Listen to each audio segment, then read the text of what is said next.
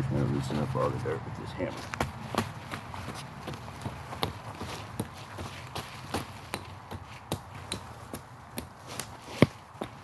Going back, forward, side-to-side motion, loosening up the roots and rocks as much as possible. Coming out here after a nice heavy rain yesterday, that helps. Of course, if I come across any bugs or worms, I'll pull them out of the soil and carry them off to safety. Anyways, that's just scratching the surface and getting it started.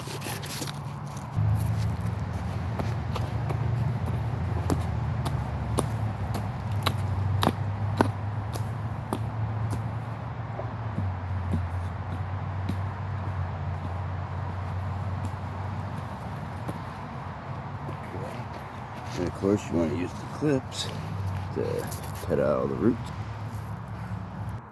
So if you can see, I got a pile about the size of this hammer so far. And that's just getting started. For this technique, I use the claws of the hammer to dig down into the dirt, and then I pull it back up into the pile. Usually you can do it with one hand. Sometimes if you really want to get down into it, you can use both hands. But one-handed method works pretty good. And you just pull the roots and the rocks up to the top of the pile and separate it from the dirt. Pretty easy peasy.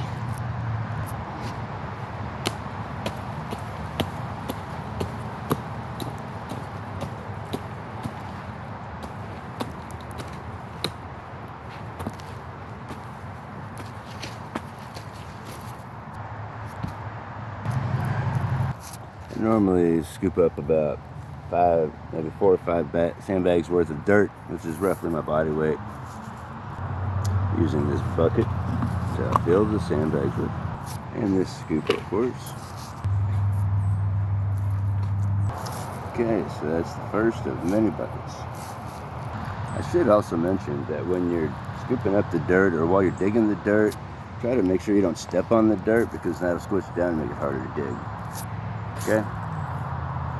So you want to make sure you step around your pile, alright, not on your pile. Give yourself some room.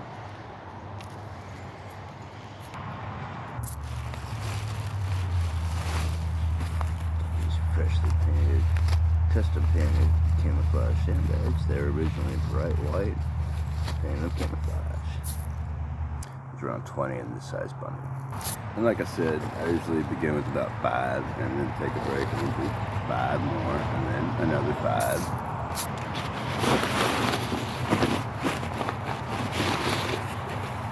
Bucket number 1. No, I'm not going to count them. Now because the dirt is wet, that does add some extra weight to it.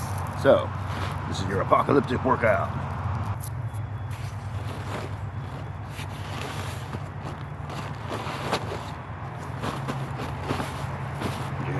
Some weight to it. Alright, I wasn't counting, but it takes at least 4 or 5 of these 1-gallon sized buckets to fill up this bag, so that makes it at least a 5-gallon bucket, or 5-gallon sandbag. A 5-gallon sized sandbag. Let's raise it up some, huh? What? 6 bucket bag, man. 6 bucket bag. What? Oh, wet dirt too? Oh man, okay, 5.5 5.5 gallon bag. So anyways, once you get the bag filled, you just make sure you have enough room to twist it off. And use the strings here. Wait, you're supposed to have 2 strings. There we go. 2 strings to tie it off. Just hold it in place with one hand, wrap it around with the other twine, like that. And you hold it down back of your hand while you give it a little twist, tie, and another twist, making it a square knot. I usually do that a couple times just to make sure.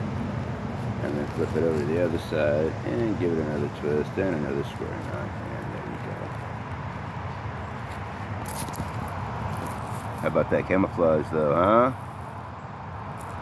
Anyways, that's the first bag. Just kind of flatten it a few times like that, pick it up and drop it. Yeah, a couple more reps, man. Yeah. I'll be feeling that one there. That was actually a demonstration of what not to do.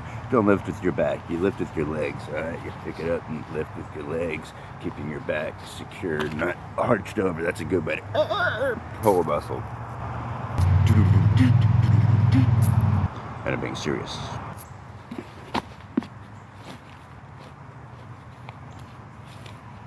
I'm gonna pull out roots and stuff that you missed earlier. Also, this area is really dense with a lot of oak seeds, acorns, so I'm pulling those out of the dirt too. Don't want to have any trees growing out of my sandbag. That would be kind of cool though, but that would be destructive to your structure. I'm being serious.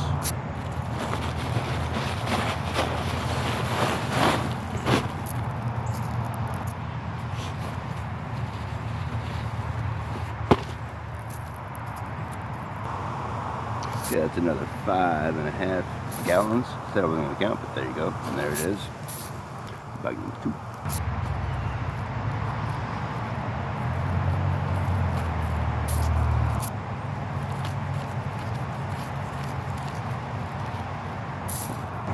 Okay, now I'm going to demonstrate the proper technique for how to carry this. Yeah, I'm crouching carefully, not leaning over with my back, keeping my back straight and balanced, okay? You can lift this directly in front of you and keep your feet flat, or just hop on it, like that.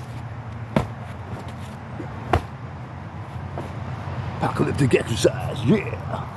And then, pick it up, using your legs, see? Not your back. And just toss it off to the side and watch it roll down the hill. Whoops. Bag number 3.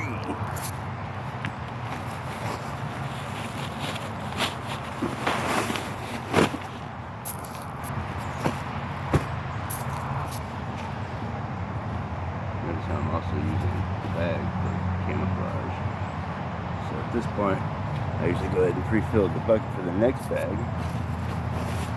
And if it's too full, you can just take a handful out to make sure you close it. You don't want it to be too full. You want to be able to squeeze it and tie it off. Twist it. Squeeze it, twist it, tie it off.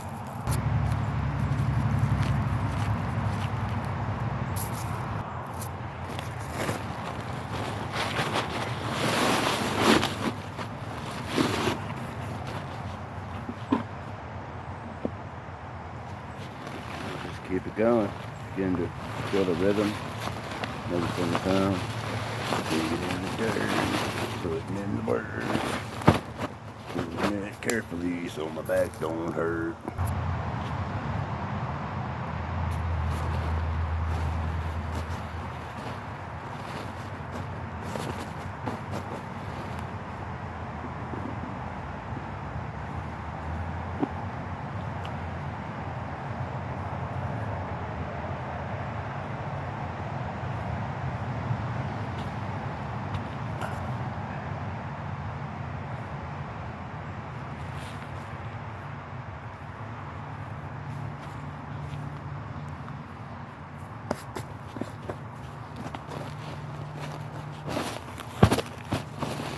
Oh, I'm still recording.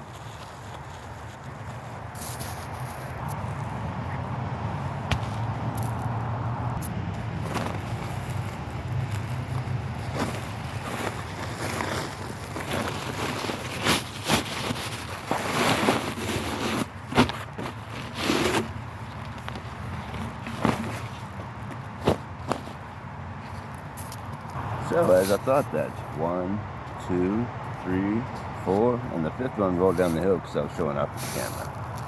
Oops. That being said, if I wasn't goofing around with the camera, I could have probably gotten twice as many accomplished by now. It's only been about an hour so far. Hour and a half, who's counting? On a cloudy day such as this, it's more difficult to tell what time it is. You can't tell where the sun is, and you can't see your own shadow. But it feels nice and comfortable. I like it like this. Yes. The only thing I really keep count of is the amount of sandbags. 1, 2, 3, 4, 5. and I'll chase after that in just a moment. Okay, so I'm going to go set these bags right here in place, and then pause for a moment and eat some sardines. No can opener required, just got the pull tab, there you go, yank it back, eat it straight out of the can. But before I do all that, I want to give a quick shout out to Corporal's Corner. Look him up online. He's very dedicated to bushcraft and field work. He's very knowledgeable, and he'll show you how to make some quick, do-it-yourself overnight shelters, whereas I've been working on this for several weeks because I think big. I want it to be roomy. Get a little bit claustrophobic when it's a real narrow space like this, but he'll show you how to make those tiny foxholes that are about this wide. It's like a little coffin in the ground, and then when you cover it up, you have just enough room for your sleeping bag, and you sit like this. No thanks, I like to have some room to stretch out, but that takes a lot longer than just a few hours, and it will make you tired quick. So be prepared when you're prepping. Be prepared to be prepared when you're prepping. And don't forget to wear camouflage. Alright, I'm gonna go chase after that original sandbag I did first.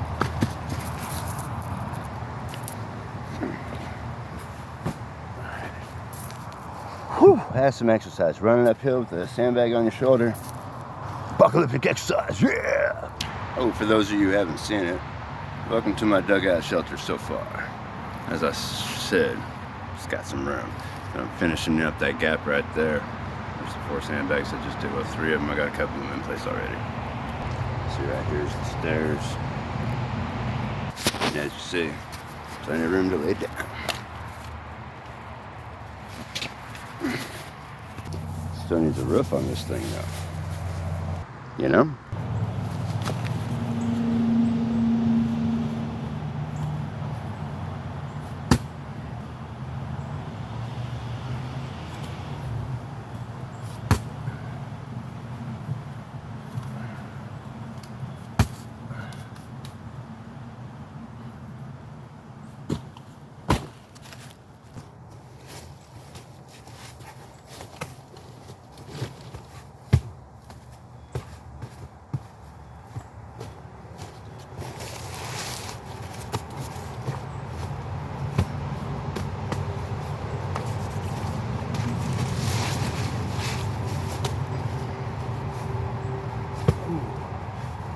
Alright.